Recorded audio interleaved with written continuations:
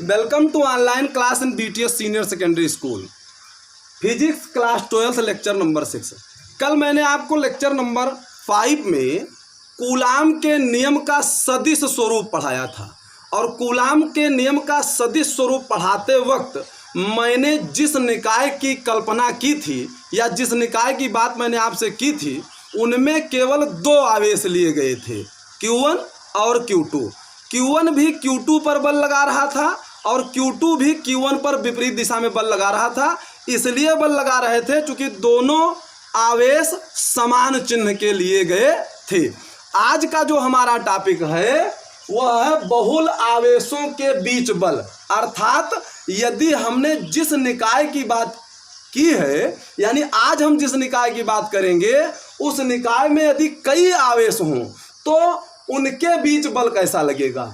अध्यारोपण का सिद्धांत भी बोलते हैं इसे, इंग्लिश में कहते हैं forces between multiple charges, principle of superposition, principle of superposition. ध्यान दीजिए, हमने यहाँ पर जिस निकाय को ले रखा है उस निकाय में कई आवेश हैं। अब जैसे 1 2 3 4 5 ऐसे आवेश लेते चले जाएंगे तो उसको हमने क्या किया है कि आवेश Q1 लिखा है, आवेश Q2 लिखा है और Q3 लिखा है। तो इसका मतलब जब कई आवेश हम कह रहे हैं तो Q1 Q2 Q3 Q4 Q5 Q6 dot n आवेश ले लिया है, यानी कई संख्या में आवेश हमने ले रखा है जो कि इस निकाय में आपको प्रदर्शित हो रहा है। Q1 Q2 Q3 Qn आवेश हमने ले रखा है। अब इस निकाय में से क्या हो रहा है कि निकाय में तो कई आवेश हैं, लेकिन इस निकाय में कई आवेशों में से किसी एक आवेश पर बाकी अन्य आवेशों के कारण जो बल लगता है बाकी अन्य आवेशों हैं तो पूरे निकाय में कई आवेश, लेकिन उसी निकाय में से किसी एक आवेश को ले लीजिए और उस एक निकाय पर बाकी अन्य आवेशों के कारण जो बल लगता है उसका वेक्टर योग, ध्यान दीजिए, उसका वेक्टर योग। यहां ध्यान दीजिए, यदि किसी निकाय में, परिभाषा को समझिएगा, यदि किसी निकाय में अनेक आवेश हों, यदि किसी निकाय में अनेक आवेश हों तो उनमें से किसी एक आवेश पर कई अन्य आवेशों के कारण बल उस आवेश पर लगे सभी बलों के वेक्टर योग के बराबर होता है, वेक्टर योग के बराबर होता है। अर्थात जैसे Q1 आवेश पर हम बल की गणना करने लगे, अर्थात है तो इसमें कई आवेश, परंतु हम Q1 पर बाकी अन्य आवेशों के कारण लगने वाले बल की बात करें तो Q1 पर जो लगने वाला बल है बाकी अन्य आवेशों के कारण उनका वेक्टर योग, उन बलों का वेक्टर योग इस पर लगने वाले बल के बराबर होता है। एक बार परिभाषा को फिर समझेंगे, यदि किसी निकाय में अनेक आवेश हों, जैसा कि मैंने आपको बताया कि इस निकाय में कई आवेश हैं, Q1 Q2 Q3 dot Qn आवेश, तो उनमें से किसी एक आवेश को ले लीजिए। जैसे मैंने आपको यहाँ बताया कि Q1 आवेश लिया है तो एक आवेश पर कई अन्य आवेशों के कारण बल, अब उस पर जो कई अन्य आवेश है वो बल लगाएंगे तो जो बल लग रहा है वह जो है सभी बलों के वेक्टर योग के बराबर होता है। ध्यान दीजिए, जो इन आवेशों द्वारा इस आवेश पर एक एक कर लगाया जाता है, मतलब जैसे Q1 आवेश है तो पहले इस पे Q2 बल लगाएगा, फिर Q3 बल लगाएगा, Q4 बल लगाएगा, Q5 बल लगाएगा, इसी तरह की बाकी जितने आवेश हैं सब बल लगाएंगे। ध्यान दीजिए, इसे अध्यारोपण का सिद्धांत कहते हैं। किसी एक आवेश पर लगाया गया बल, किसी एक आवेश पर लगाया गया बल अन्य आवेशों की उपस्थिति के कारण प्रभावित नहीं होता है। ध्यान दीजिएगा बात पे, मैंने आपसे क्या कहा, जैसे इस निकाय की हमने गणना किया है, इस निकाय की हमने कल्पना की है, निकाय यहाँ पे माना है और यह निकाय कई आवेशों वाला है, मतलब इस निकाय में कई आवेश हैं और उनमें से किसी एक आवेश पर बल निकालना है और वह बल कौन सा होगा। क्योंकि हमने कहा कि अगर कई आवेश हैं तो कई आवेश में किसी एक आवेश को आप मान लीजिए, तो एक आवेश को मानेंगे, जिस आवेश को आप मानेंगे उस पर बाकी आवेश बल लगाएंगे, तो जो बल लगाएंगे तो वह बल जो है उस पर जो है वेक्टर योग के बराबर होगा, उन बलों का जो योग होगा वो वेक्टर योग के बराबर होगा। लेकिन जो Q1 पर बल लग रहा है वो Q2 के कारण लगने वाले बल Q13 के कारण लगने वाले बल से कोई मतलब नहीं रखेगा। अर्थात आप ये समझ सकते हैं कि जैसे Q1 पर Q2 बल लगा रहा है तो ये अपना बल लगा रहा है, अगर Q3 बल लगा रहा है तो ये अपना बल लगा रहा है। मतलब Q2 के कारण Q1 पर जो बल लग रहा है Q3 के कारण लगने वाले बल पर कोई प्रभाव नहीं डालेगा। मतलब कि यहाँ पर हमने आपको लिखा है और बता देते हैं फिर से कि किसी एक आवेश पर लगाया गया बल अन्य आवेशों की उपस्थिति के कारण प्रभावित नहीं होता है। अब ध्यान दीजिए, सपोज दैट हमने आपको यहाँ पर बता दिया है कि कई आवेश लिए गए हैं। कम टू द पॉइंट, माना कि निकाय में n आवेश, कितने आवेश हैं? n आवेश है, मतलब कई आवेश हैं। Q1, Q2, Q3 dot dot dot Qn आवेश हैं, जिसमें से आवेश Q1 पर वैद्युत बल ज्ञात करना है। किस पर वैद्युत बल ज्ञात करना है? Q1 पर वैद्युत बल ज्ञात करना है।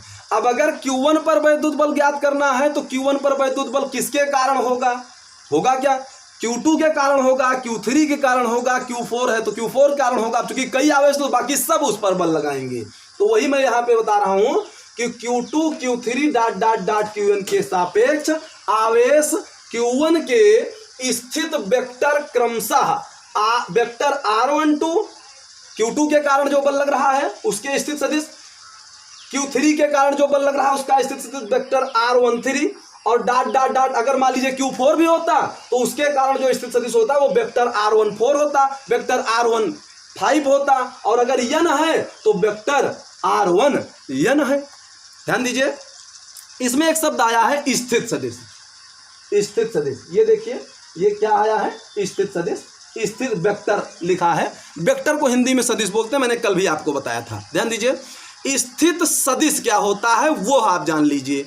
स्थित सदिश किसी बिंदु की स्थिति को, ध्यान दीजिएगा, स्थित सदिश किसी बिंदु की स्थिति को प्रदर्शित करने वाली सदिश राशि है। फिर से सुनिएगा एक बार ध्यान से, स्थित सदिश किसी बिंदु की स्थिति को प्रदर्शित करने वाली सदिश राशि होती है।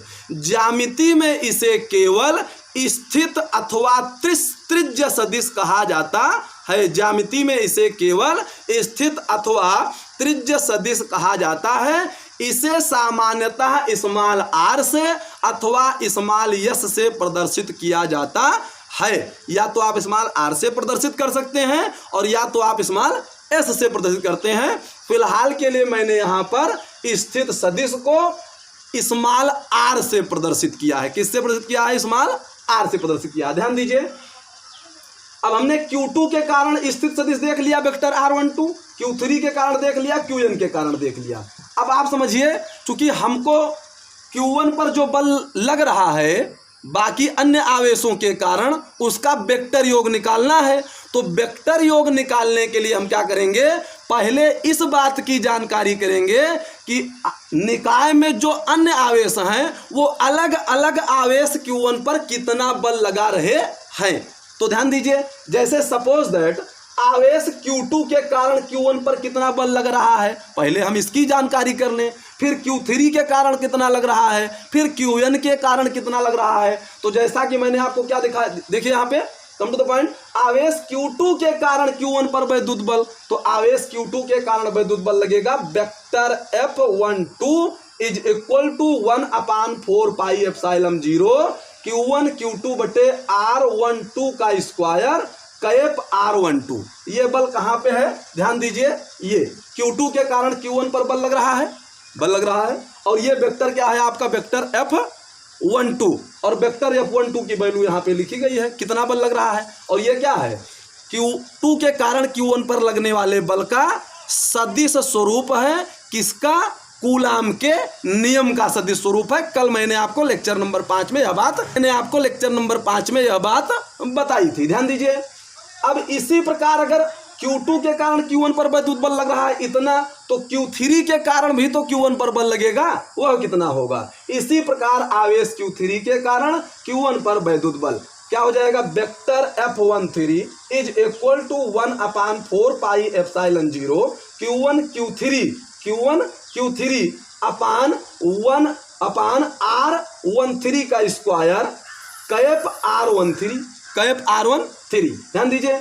अब इसी प्रकार क्या होगा, आवेश और है तो उनके कारण भी अलग अलग बल लगेगा, लेकिन हम लास्टतम Qn के कारण कितना बल लग रहा है वो देख लेते हैं। तो आवेश Qn के कारण Q1 पर वैद्युत बल कितना लग रहा है, वह क्या लगेगा, वेक्टर F1n बराबर 1/4 पाई एप्सिलॉन0 Q1 Qn, क्योंकि n में आवेश के कारण बल लग रहा है ना, तो अपान R1n का स्क्वायर कैप R1n। अध्यारोपण का सिद्धांत क्या कहता है कि ये जो बल लग रहे हैं, जैसे Q2 के कारण, Q3 के कारण, Q4 के कारण, Qn के कारण, उन सभी बलों का वेक्टर योग उस अकेले आवेश Q1 पर लगने वाले बल के बराबर होता है। ये कहता है हमारा अध्यारोपण का सिद्धांत। यहां मैंने नीचे लिखा भी है, अध्यारोपण के सिद्धांत के अनुसार सभी आवेशों के निकाय के कारण Q1 पर परिणामी वैद्युत बल, कितना बल लगेगा, ध्यान दीजिए, कम टू द पॉइंट। अब जो आवेश Q1 है उस पर बाकी सभी आवेशों के कारण जो बल लग रहा है उनका वेक्टर योग करना पड़ेगा। यही हमारा अध्यारोपण का सिद्धांत है। तो वेक्टर F1 बराबर वेक्टर F12 मतलब Q2 के कारण जो बल लग रहा है, प्लस वेक्टर F13 मतलब Q3 आवेश के कारण जो बल लग रहा है, plus dot dot dot plus vector F1n के कारण जो बल लग रहा है। अब ध्यान दीजिए, इन सभी बलों में आप ये देख रहे होंगे कि 1/4 पाई एप्सिलॉन0 कामन है, तो इसको मैंने बाहर लिख दिया है, और बाकी जो कामन नहीं है उनको प्लस करते हुए वैसे ही लिख दिया है। जैसे कि Q2 के कारण लगने वाले बल का इतना पार्ट यह लिखा है, Q3 के कारण लगने वाले बल का इतना पार्ट ये लिखा है, और इसी तरह Qn के कारण लगने वाले बल का यह पार्ट यहाँ पर लिखा है। अब इनका योग ही क्या है, आवेश Q1 पर लगने वाला बल है। इनका योग ही आवेश Q1 पर लगने वाला बल है। ठीक है। अब यहाँ तो ये आपका सूत्र मिल गया है, इनका वेक्टर योग मतलब कि Q1 पर कितना बल लग रहा है, ये बाकी अन्य आवेशों के कारण लगने वाले बल का वेक्टर योग यहाँ पर लिख दिया गया है। अब मैं आपको बता दूं, यदि ध्यान दीजिएगा, यदि इसी प्रकार हमने इसे Q1 माना है तो Q1 पर बाकी आवेशों के कारण कितना बल लग रहा है उन सबका वेक्टर योग निकाल दिया तो उस आवेश पर लगने वाला बल ज्ञात हो गया। इसी प्रकार से यदि हम Q2 को मान लें तो Q2 पर बाकी के कारण जितना आवेश है उनके कारण कितना बल लगेगा उनका भी वेक्टर योग इसी तरह से निकाल देंगे, तो फिर Q2 पर भी बाकी अन्य आवेशों के कारण कितना बल लग रहा है ये भी निकल जाएगा। और इसी प्रकार से यदि हम Q3 पर निकालना चाहें तो Q3 को हम अगर Q3 पर लगने वाले बल का मान निकालना चाहते हैं तो हम ये मान के चलेंगे कि Q3 हमारा क्या है, उस पूरे आवेश समुदाय का एक ऐसा आवेश है जिस पर अन्य आवेशों के कारण वैद्युत बल लगना है। तो बाकी अन्य आवेशों के कारण लगने वाले वैद्युत बल का अलग अलग मान निकाल करके और उसका हम वेक्टर योग कर देंगे। जो हमारा वेक्टर योग आएगा वही वेक्टर योग उस आवेश Q3 पर लगने वाला बल होगा। यही अध्यारोपण का सिद्धांत कहता है, यही अध्यारोपण का सिद्धांत कहता है। ठीक है। अब ध्यान दीजिए, अगला हमारा टॉपिक है, ये टॉपिक हमारा समाप्त हो गया है। अगला जो हमारा टॉपिक है वो है वैद्युत बल की गुरुत्वाकर्षण बल से तुलना। वैद्युत बल की गुरुत्वाकर्षण बल से तुलना। ध्यान दीजिए, हमने आपको पीछे कक्षा 11 में आप क्लास में पढ़े होंगे न्यूटन का नियम आपने गुरुत्वाकर्षण नियम पढ़ा होगा। तो न्यूटन के गुरुत्वाकर्षण नियम के अनुसार किन्हीं दो पिंडों के बीच लगने वाला आकर्षण बल, वहां पर केवल आकर्षण बल कहा जाता है क्योंकि आवेश प्लस, वहां पे कोई पिंड प्लस या माइनस में नहीं होता है।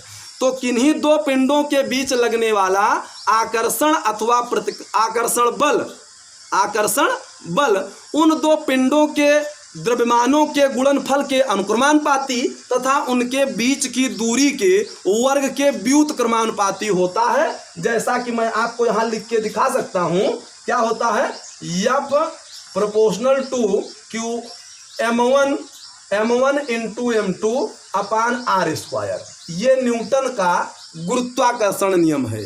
ठीक। और आपने ध्यान दीजिए, ये न्यूटन का क्या है, गुरुत्वाकर्षण नियम है, ग्रेविटेशनल रूल है। और आपने कूलाम का नियम तो पढ़ा ही है, मैंने आपको शुरू में ही बताया है कि इन्हीं दो आवेशों के बीच लगने वाला आकर्षण अथवा प्रतिकर्षण बल। ध्यान दीजिएगा, न्यूटन ने जो नियम गुरुत्वाकर्षण का दिया था वहां पिंडों के बीच केवल आकर्षण बल लगता था, और यहां पर आवेशों के बीच आकर्षण व प्रतिकर्षण दोनों बल लगेगा। चूंकि आवेश समान होंगे तो फिर प्रतिकर्षण, और आवेश विपरीत होंगे तो आकर्षण बल लगेगा। ध्यान दीजिएगा, तो ये जो बल हैं, जैसे कि दूसरा आपका कूलाम वाला है F proportional to Q1 Q2 upon R square. ध्यान दीजिए, तो इन दोनों बलों की तुलना हम करेंगे। तो अगली हेडिंग भी डाल लीजिएगा कापी पे आप, वैद्युत बल की गुरुत्वाकर्षण बल से तुलना। ठीक, उसमें आप पहला पॉइंट लिखिएगा, वैद्युत बल आकर्षण बल भी हो सकता है, क्योंकि आवेश अगर समान है तो प्रतिकर्षण और विपरीत है तो आकर्षण। तो वैद्युत बल आकर्षण बल भी हो सकता है तथा प्रतिकर्षण बल भी हो सकता है, जबकि गुरुत्वाकर्षण बल सदैव आकर्षण बल होता है। गुरुत्वाकर्षण बल सदैव आकर्षण बल होता है। नंबर 2 लिखिएगा, वैद्युत बल दोनों आवेशों के बीच के माध्यम पर निर्भर करता है। जैसा कि मैंने पीछे आपको बताया था, यदि आवेशों के बीच में कोई परावैद्युत माध्यम रख दिया जाए, के परावैद्युत माध्यम क्या रख दिया जाए, के, जिसकी वैल्यू मैंने आपको बताई थी 9.0 into 10⁹, 9.0 into 10⁹ newton metre square बटे कूलाम स्क्वायर बताया था ना।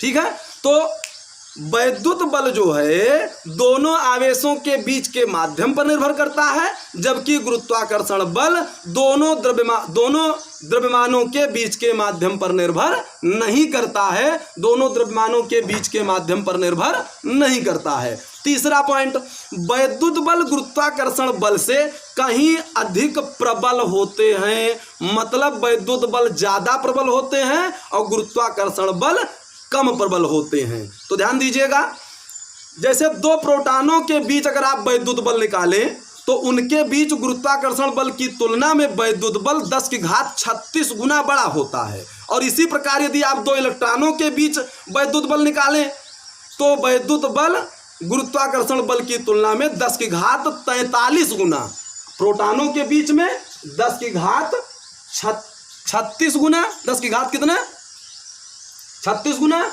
और इलेक्ट्रॉनों के बीच में 10⁻43 गुना बड़ा होता है। 10⁻43 गुना बड़ा होता है इलेक्ट्रॉनों के बीच में। आज के लिए बस इतना ही। कल हम आपको पढ़ाएंगे कूलाम के नियम का महत्व। कल आपको पढ़ाएंगे क्या, कूलाम के नियम का महत्व। इन चीज़ों को जो मैंने आपको बोर्ड पे लिखा है यह, और प्लस जो मैंने आपको बताया वैद्युत बल की गुरुत्वाकर्षण बल से तुलना, इसको आप कॉपी पे लिख लीजिएगा। और आगे हम आपको पढ़ाएंगे कल कूलाम के नियम का महत्व। आज के लिए बस इतना ही। घर पे रहिए, सुरक्षित रहिए, कॉपी बनाते रहिए, पढ़ाई भी करते रहिए, ताकि विद्यालय के खुलने पर आपको किसी विशेष समस्या का सामना न करना पड़े। धन्यवाद।